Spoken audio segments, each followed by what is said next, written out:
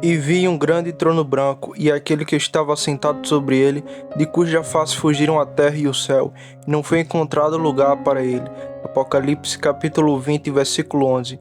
Muitas das visões que João teve são muito obscuras, e embora um homem que está certo de sua própria salvação possa estar justificado em gastar seus dias tentando interpretá-las, ainda assim tenho certeza disto, que isso acontecerá. Não será uma tarefa proveitosa para pessoas não convertidas. Não tem tempo a perder para especulações, pois ainda não se asseguraram de certezas positivas. Eles não precisam mergulhar em dificuldades, pois ainda não lançaram o alicerce de simplicidade pela fé em Cristo Jesus. É muito melhor meditar sobre a expiação do que adivinhar o chifre pequeno. E é muito melhor conhecer o Senhor Jesus em seu poder para salvar do que fabricar uma teoria engenhosa sobre o número da besta. Mas esta visão particular é tão instrutiva, tão desprovida de sérias dificuldades, e posso convidar todos aqui presentes a considerá-la. E ainda mais, porque tem a ver com assuntos que dizem respeito a nossas próprias perspectivas eternas. Pode ser que, se Deus, o Espírito Santo, ilumine os olhos de nossa fé, para olharmos e vermos aquele grande trono branco e aquele que estava sentado sobre ele, que possamos colher tantos benefícios da visão, como para sempre fazer os arcos do céu vibrar com gratidão por termos sido trazidos a este mundo para olhar para o grande trono branco. Pois ao fazer isso não teremos medo de olhar para isso no dia em que o juiz se sentar e os vivos e os mortos estarão diante dele. Pois tentarei primeiro explicar o que João viu, e então, em segundo lugar, tentarei expor o efeito que penso que seria produzido por esta visão se os olhos de nossa fé estivessem agora fixos nela. Primeiro, preciso chamar sua atenção para o que João viu. Foi uma cena do último dia, aquele dia maravilhoso cuja vinda ninguém pode prever, pois como um ladrão que não é ouvido e invisível, ele rouba através da sombra escura da noite. Quando o vidente de Patmos, com olhos de águia estando no espírito, olhou para o céu, ele viu um trono do qual deduzo que existe um trono de governo moral sobre os filhos dos homens, que aquele que está sentado nele preside sobre todos os habitantes deste mundo. Há um trono cujo domínio se estende desde Adão no paraíso até o último homem, seja ele quem for. Não estamos sem governador, legislador e juiz. Este mundo não foi deixado para que os homens possam fazer nele o que quiserem, sem legislador, sem vingador, sem alguém para recompensar ou infligir punição. O pecador em sua cegueira olha, mas não vê nenhum trono e portanto clama: viverei conforme desejo, pois não há ninguém que me responsabilize. Mas João, com os olhos iluminados, viu claramente um trono e um governante pessoal sobre ele, que ali estava sentado para chamar seus súditos a prestar contas. Quando a nossa fé olha através do vidro da revelação, ela também vê um trono. Seria bom para nós se sentíssemos mais plenamente a influência deste trono sempre presente. Que o Senhor reine é verdade, crente, esta noite, e verdade em todos os momentos. Há um trono onde está sentado o Rei eterno, imortal, invisível, e o mundo é governado por leis feitas e mantidas em vigor por um legislador inteligente. Existe um governador moral.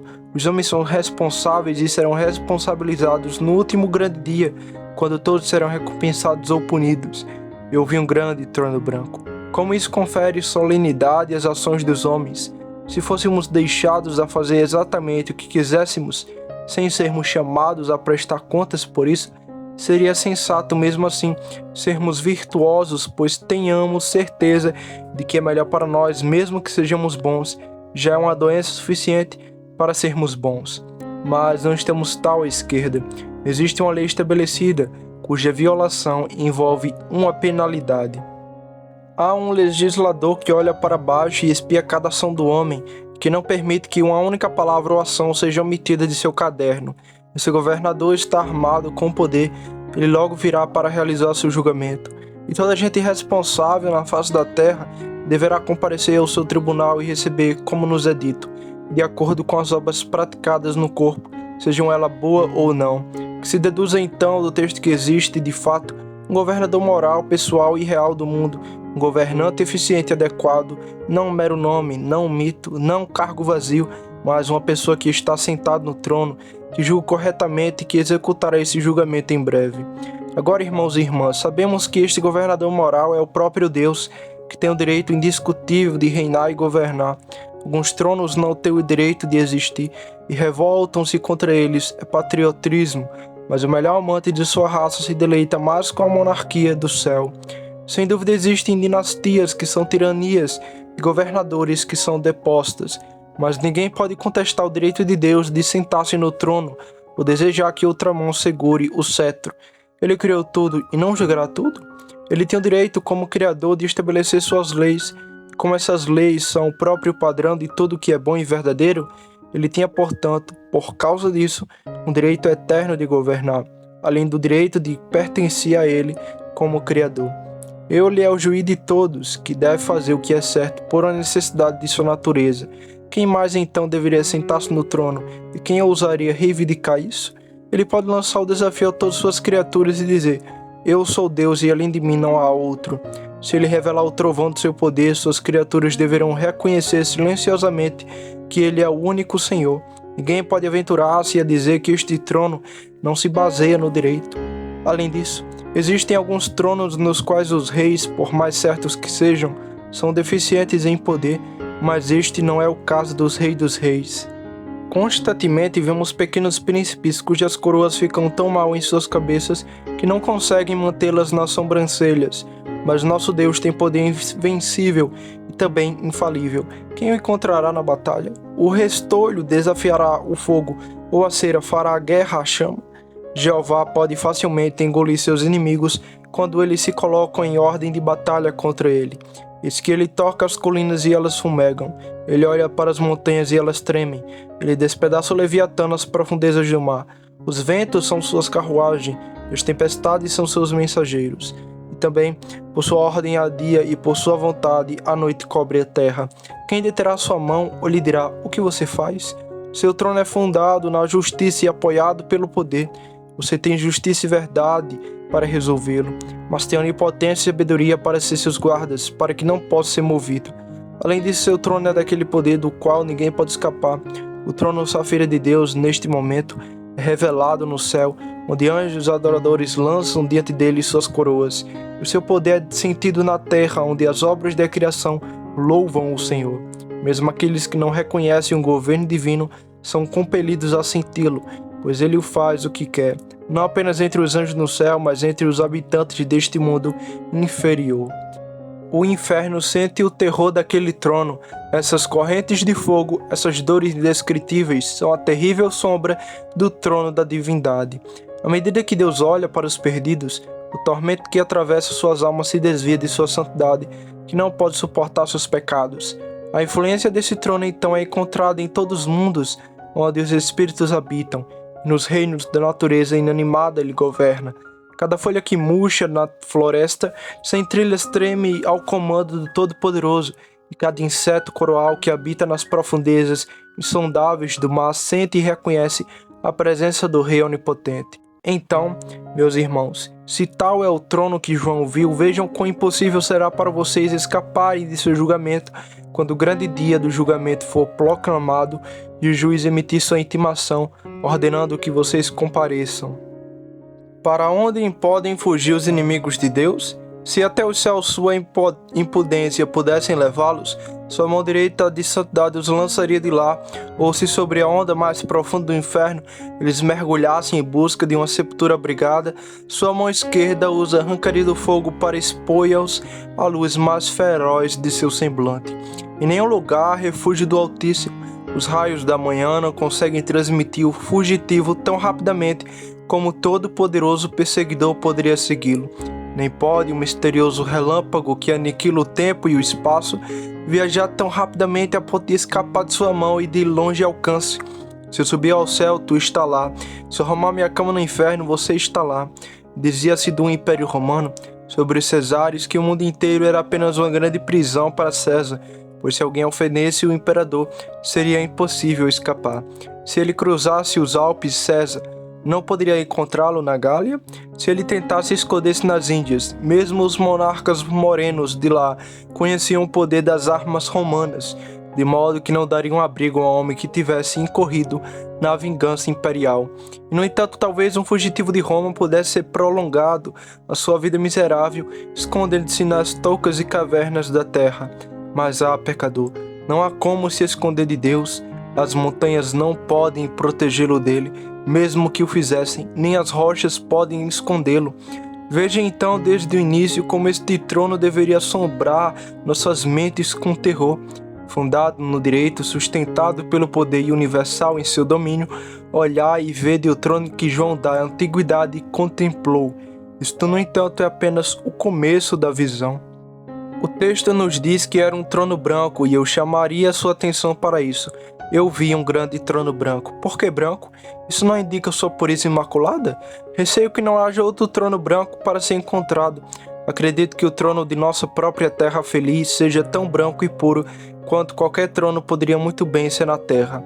Mas houve anos, mesmo nos anais deste trono, em que ele ficou manchado de sangue. Não houve muitos reinados.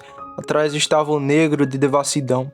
Nem mesmo foi o trono da excelência e da pureza, e mesmo agora, embora o nosso trono possua uma pureza brilhante, bastante rara entre os tronos terrenos, ainda assim aos olhos de Deus deve haver em tudo que é terreno algo que é impuro, e portanto o trono não é branco para ele. Quanto a muitos outros tronos que ainda existem, sabemos que com eles nem tudo é branco. Este não é o dia nem a hora para chamarmos os príncipes ao tribunal de Deus, mas há alguns deles que terão muitos que responder, porque em seus planos de engrandecimento não levaram em conta o sangue que seria, ou dos direitos que seriam violados. Os princípios raramente movem a mente real, mas a lei política desonesta é a base da realeza. Uma política digna de salteadores e ladrões, e alguns reis são pequenos.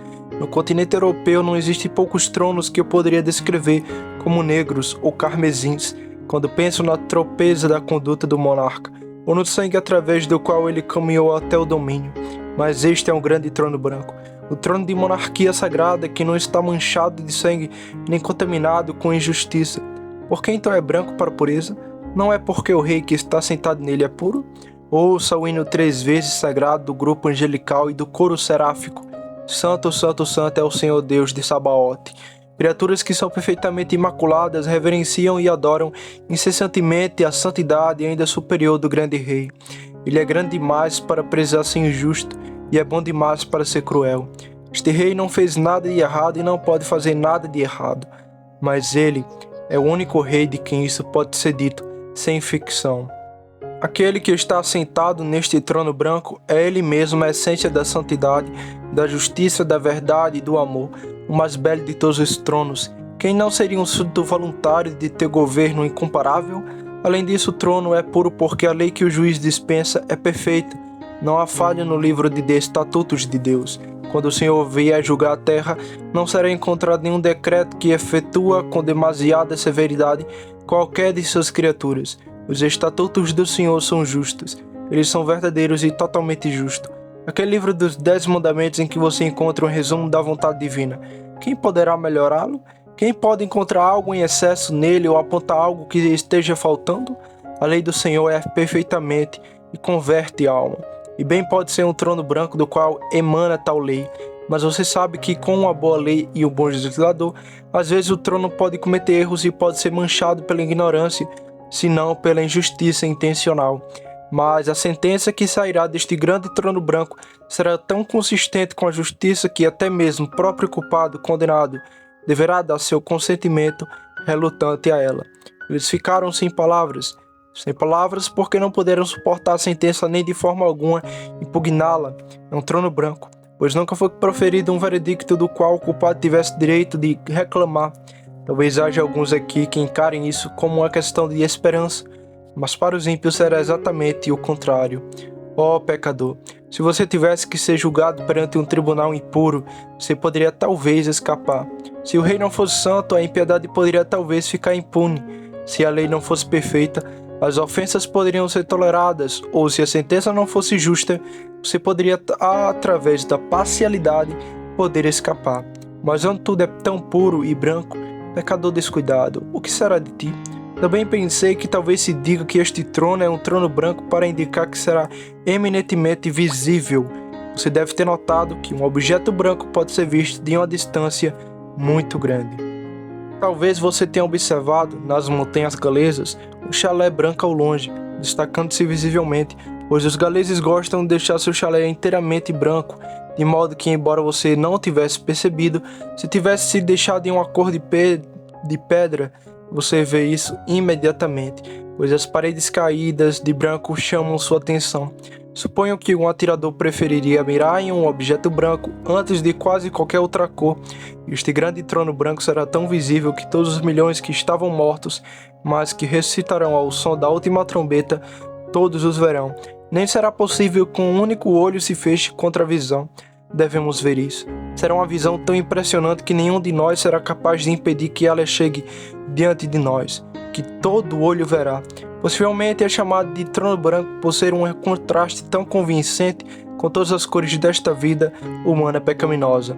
Ali está a multidão e ali está o grande trono branco, o que pode fazê-los ver sua negritude mais profundamente do que ficar ali em contraste com as perfeições da lei e com o juiz diante do qual estão. Talvez esse trono todo brilhante reflita o caráter de cada homem.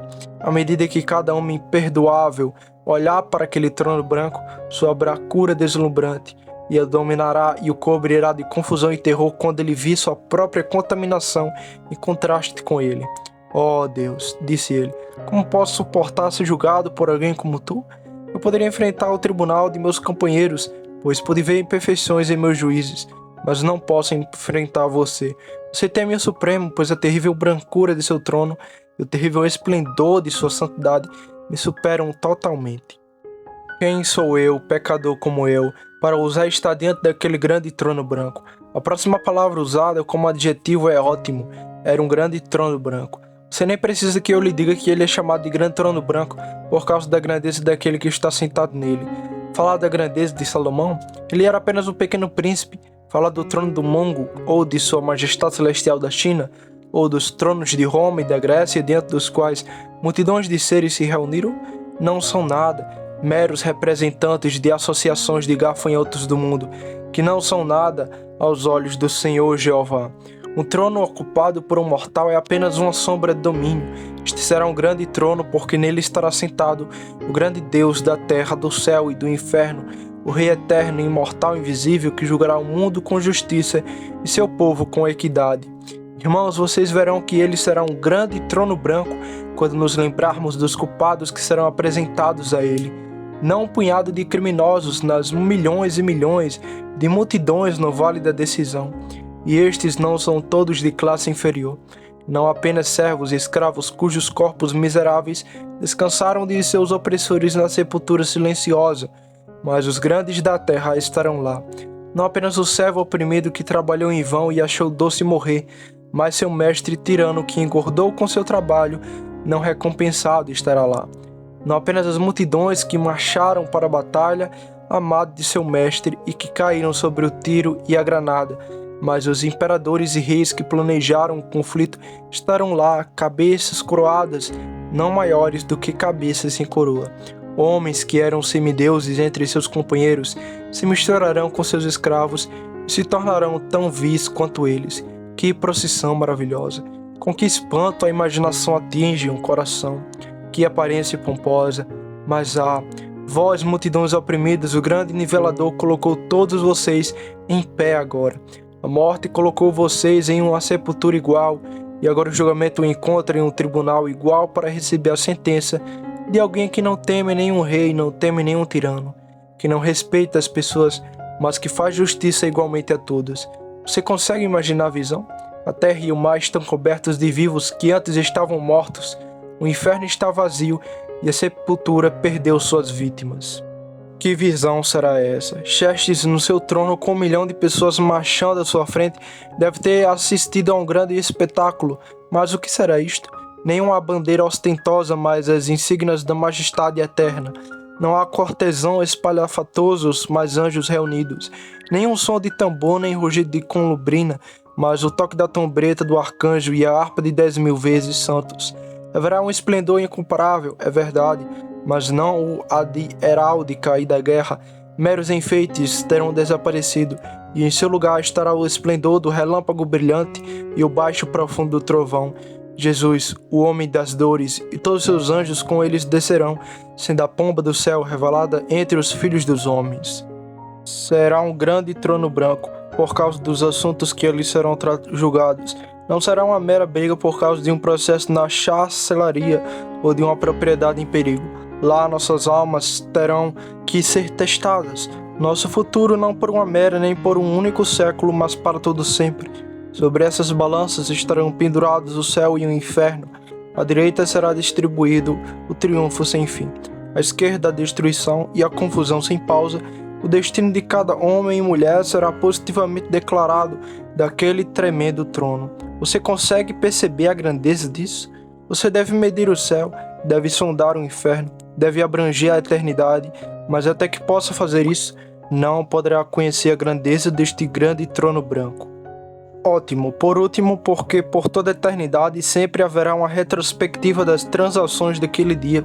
Esse dia será para vocês santos, o príncipe dos dias, quando ele dirá: vinde benditos de meu Pai. E esse dia será para vocês que percebem também os princípios dos dias, assim como aquela famosa noite no Egito, quando os primogênitos eram poupados em todas as casas onde o cordeiro havia derramado seu sangue. Foi o primeiro dos dias para Israel.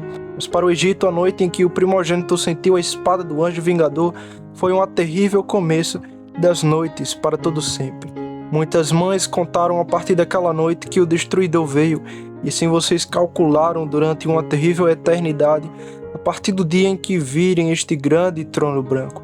Não desvie os olhos do magnífico espetáculo, até que você tenha visto a pessoa gloriosa mencionada nas palavras, e aquele que está sentado sobre ele. Eu me pergunto se alguma coisa que eu disse o fez pensar solenemente no grande dia. Receio não poder falar de modo a atingir seus corações. Se não, seria melhor ficar em silêncio. Mas penso agora, por um momento, que naquele que estava sentado no grande trono branco. A maioria, alguém adequado em todo o mundo, se sentará neste trono. Será Deus, mas ouça, também será o homem. Ele julgará o mundo por meio deste homem, Cristo Jesus, segundo o meu evangelho. Diz o apóstolo: o juiz deve necessariamente ser Deus.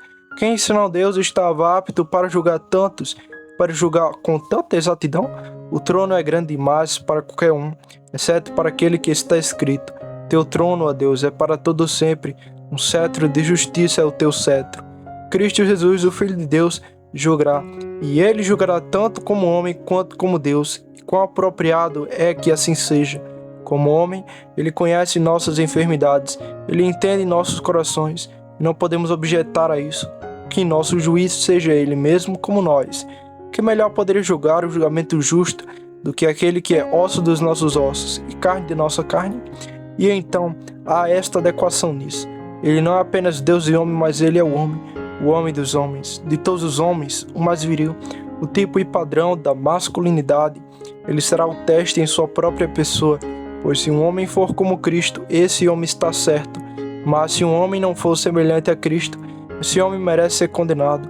Esse maravilhoso juiz precisa apenas olhar para seu próprio caráter, para ler a lei e revisar suas próprias ações, para discernir se suas ações de outros homens são certas ou erradas.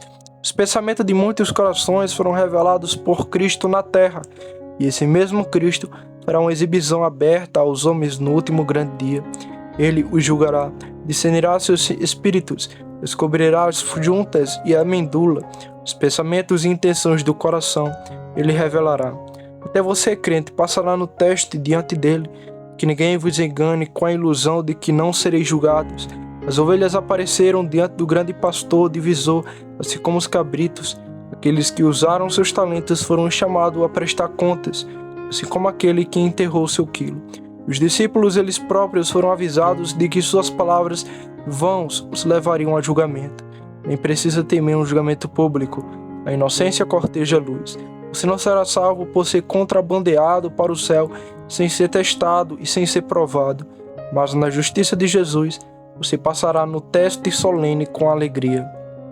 Pode não ser no mesmo momento que os ímpios que os justos serão julgados, mas eu estou certo de que eles serão julgados, que o sangue e a justiça de Jesus são fornecidos para esta mesma causa, para que naquele dia encontre misericórdia do Senhor.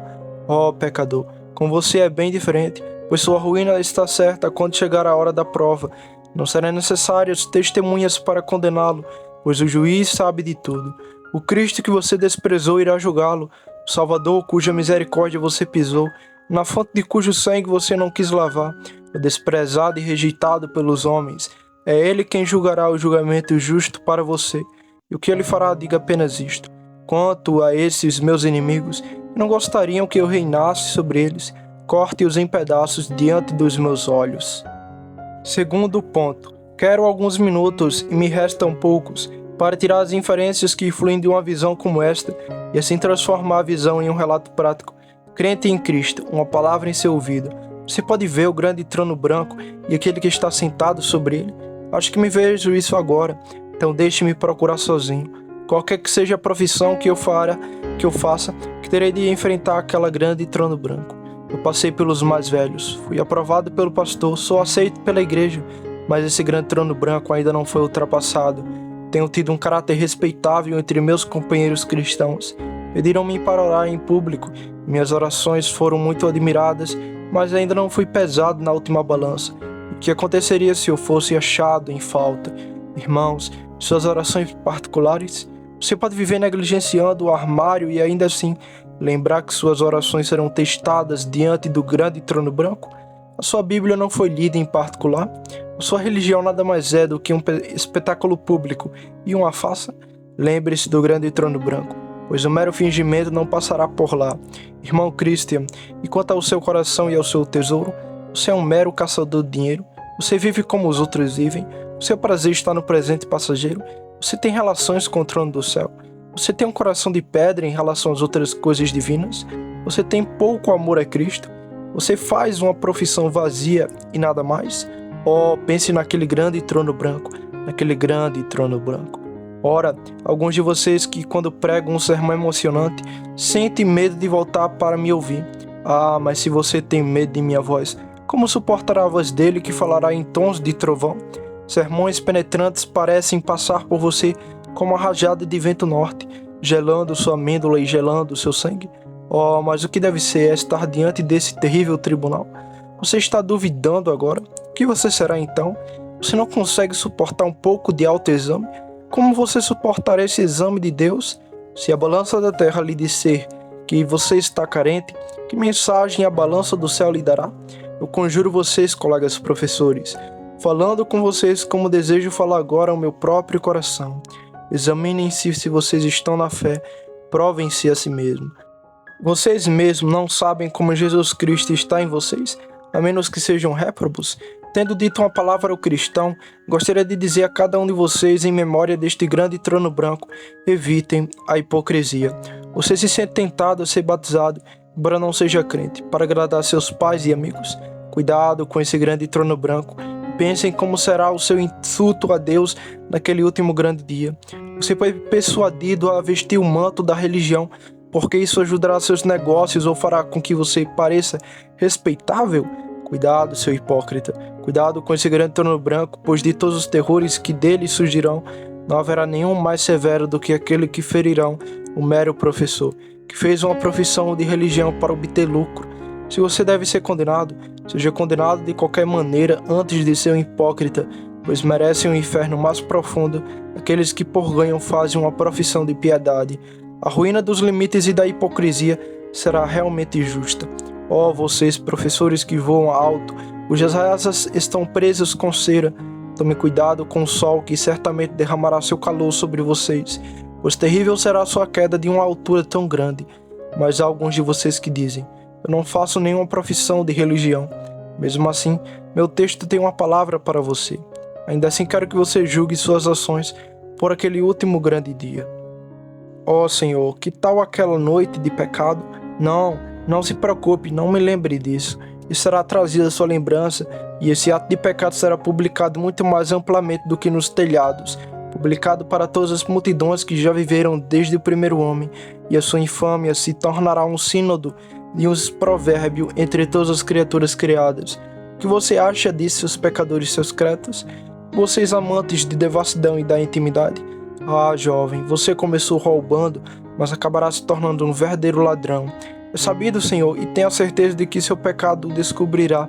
Jovem, você começou a brincar com o pecado e pensa que ninguém a viu, mas o mais poderoso viu seus atos e ouviu suas palavras, mas não há cortina entre ele e seu pecado. Eles vê você claramente, e o que você fará com esses seus pecados que você acha que foram ocultados? Ah, mas isso foi há muitos anos, você me diz. Sim, mas embora enterrados há tantos anos para você, eles estão todos vivos para ele, pois tudo está presente para o Deus que tudo vê. Seus atos esquecidos um dia se tornarão presentes para você também. Meus ouvintes, eu os conjuro a não fazerem nada que não faziam se pensassem que Deus os viu, pois ele os vê. Oh, olhe para suas ações à luz do julgamento. Oh, essa sua bebida secreta, como será quando Deus a revelar?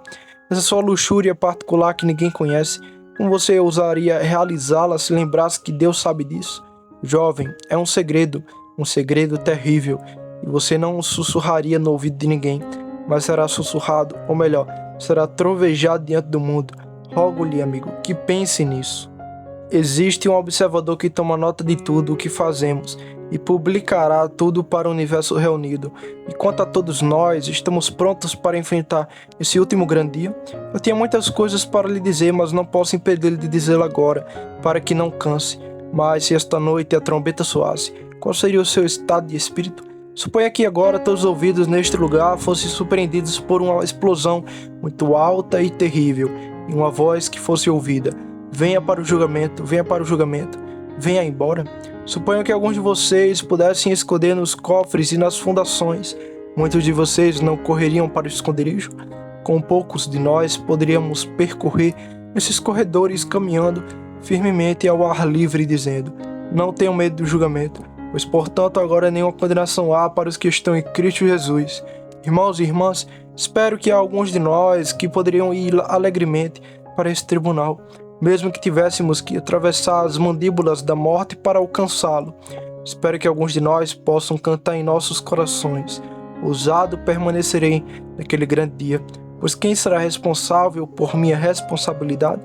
Enquanto através do teu sangue estou absolvido da tremenda maldição, culpa do pecado. Pode deixar muitos de nós muito dispostos a dizer isso. É fácil falar de plena segurança, mas acredite, não é tão fácil tê-la a sério em tempos difíceis.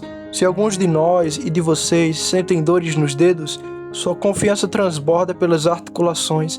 Se vocês têm apenas um pouco de doença, vocês pensam: ah, pode ser cólera, o que devo fazer? Você não suporta morrer, como então suportará viver para sempre? Você não poderia encarar a morte sem estremecer, então como você suportará o julgamento? Você poderia contemplar a morte e sentir que ela é seu amigo e não seu inimigo? Você poderia colocar uma caveira em sua patereira e comungar com ela como seu memento mori? Oh, pode muito bem ser necessário o mais corajoso de vocês para fazer isso. E o único caminho seguro é chegar a Jesus como estamos, sem nenhuma justiça própria em quem confiar, mas encontrando tudo nele. Quando William Carey estava prestes a morrer, ele ordenou que fosse colocado em sua lápide este versículo: um verme culpado, fraco e indefeso, nos braços bondosos de Cristo eu caio. Ele é minha força, minha justiça, meu Jesus e meu tudo.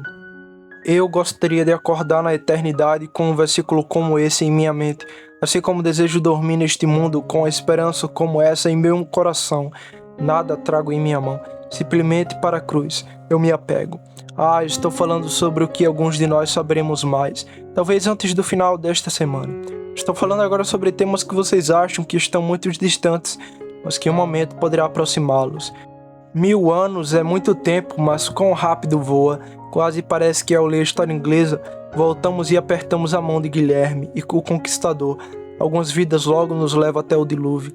Você que está chegando aos 40 anos, e especialmente você que tem 60 ou 70 anos, deve sentir como o tempo voa. Parece que só prego um sermão no domingo a tempo de me preparar para o próximo. O tempo voa com um tão trilhão que nenhum trem expresso pode ultrapassá-lo, e até mesmo um relâmpago parece ficar para trás. Em breve estaremos no grande trono branco. Em breve estaremos no tribunal do julgamento de Deus. Oh, vamos nos preparar para isso. Não vivamos tanto neste presente, que é apenas um sonho, um espetáculo vazio, mas vivamos no futuro real e substancial. Oh, se eu pudesse alcançar algum coração aqui esta noite. Tenho a impressão de que estou falando com alguém aqui que não receberá outro aviso. Tenho certeza de que com tantas multidões que se aglomeraram aqui, sábado após no sábado, nunca prego 2 vezes para a mesma congregação. Há sempre aqui alguns que morrem entre um domingo e outro, de massas como essas, devo ser assim de acordo com o cálculo comum. Quem dentre vocês morrerá esta semana? Oh, pondere bem a questão. Quem entre vocês habitará com as chamas devoradoras? Quem dentre vocês permanecerá com as chamas eternas? Se eu te conhecesse de bom grado, te encheria de lágrimas. Se eu enchesse você, que vai morrer esta semana, de bom grado viria e me ajoelharia ao seu lado e conjuraria-as pensar em coisas eternas. Mas eu não os conheço. E portanto, pelo Deus vivo, imploro a todos que voem para Jesus pela fé. Isso não são ninharias, senhores, não é? Se forem só apenas um insignificante, você pode seguir seu caminho e rir de mim. Mas se eles forem verdadeiros e reais, convém que eu seja sincero, e muito mais convém a você ser sincero. Preparem-se para encontrar o seu Deus. Ele vem, prepare-se agora. Agora é a hora da aceitação. Agora é o dia da salvação. As portas da misericórdia não estão fechadas. Seu pecado não é imperdoável. Você ainda pode encontrar misericórdia. Cristo convida você. Suas gotas de sangue clamam para você. Venha e seja bem-vindo. Venha e seja bem-vindo, pecador. Venha. Ó, que o Espírito Santo dê a vida a estas minhas pobres palavras. Que o Senhor o ajude a vir agora. O caminho a seguir, você sabe, é apenas confiar em Cristo. Tudo acontece quando você confia em Cristo. Se lança diretamente sobre Ele, e não tendo mais nada em que confiar. Agora todo meu peso está apoiado na frente desta plataforma. Se este trilho ceder, eu caio. Apoie-se em Cristo exatamente desta maneira. Aventure-se nele, aventure-se totalmente. Não deixe nenhuma outra confiança se intrometer. Se você conseguir segurar a cruz e ficar ali sobre o dócil carmesim da expiação, o próprio Deus não poderá feri-lo, e o último e tremendo dia nascerá sobre você com resplendor e deleite, e não com tristeza e terror. Devo mandá-lo embora, mas não antes que todos os crentes presentes tenham lhe feito um convite para retornar ao Senhor Jesus. Para fazer isso, cantaremos os seguintes versos. Volta, ó andarilho, para tua casa, seu pai te chama. Não é mais um exilado vagando a culpa e a miséria. Volte, volte, volta, ó andarilho, para tua casa. É Jesus que te chama. O Espírito e a noiva dizem vem. Ó, agora em busca de refúgio, fuja, volte, volte, volte, ó andarilho. Para sua casa é uma loucura atrasar. Não há perdão no túmulo e breve é o dia da misericórdia. Volte, volte.